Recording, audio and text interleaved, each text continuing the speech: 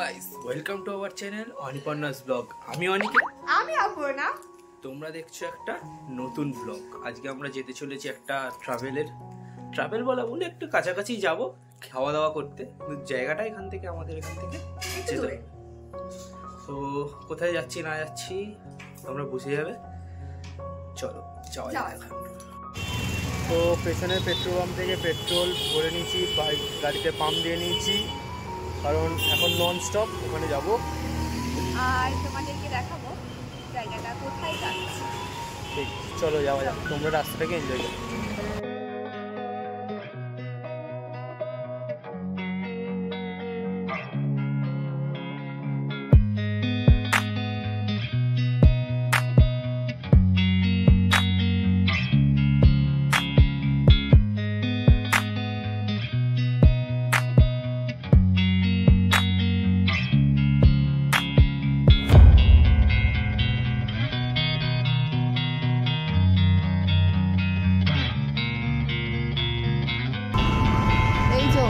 আমরা সোদপুরের দাদা বৌদিরা রেস্টুরেন্টটাকে ছেড়ে দিয়ে যাচ্ছি ব্যারাকপুরের দিকে।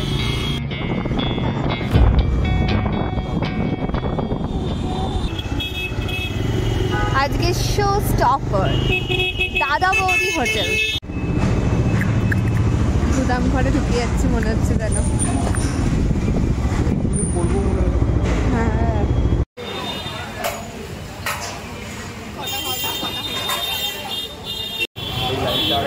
আমরা পৌঁছে গেছি দাদা বৌদির দোকানে।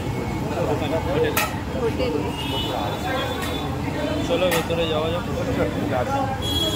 তোমাদেরকে সব শেয়ার করছি।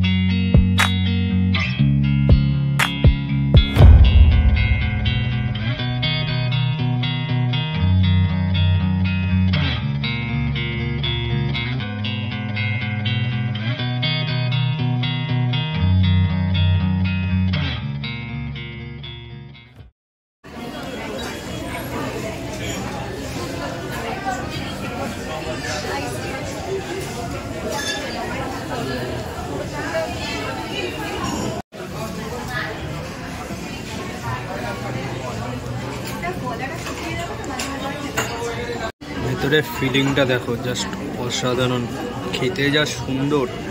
একবার এসে এটা ট্রাই করো তোমরা। দেখতে আমাদের মধ্যে চলে এসছে বিরিয়ানি। একটা স্পেশাল বিরিয়ানি নিচ্ছি, স্পেশাল মটন। এই একটা প্লেট, দুটো মিলিয়ে একটা বিরিয়ানি।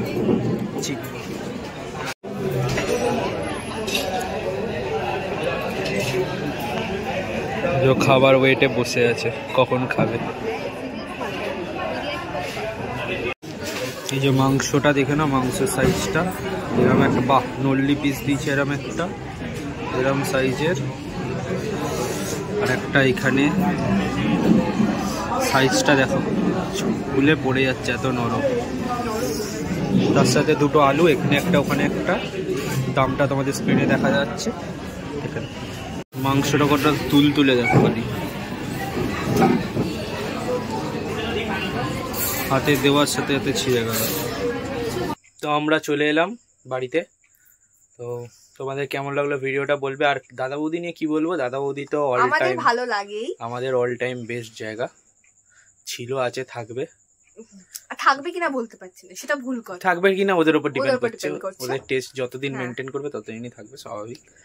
তো চলো পরের ভিডিওতে দেখা হচ্ছে। এখনকার জন্য টাটা।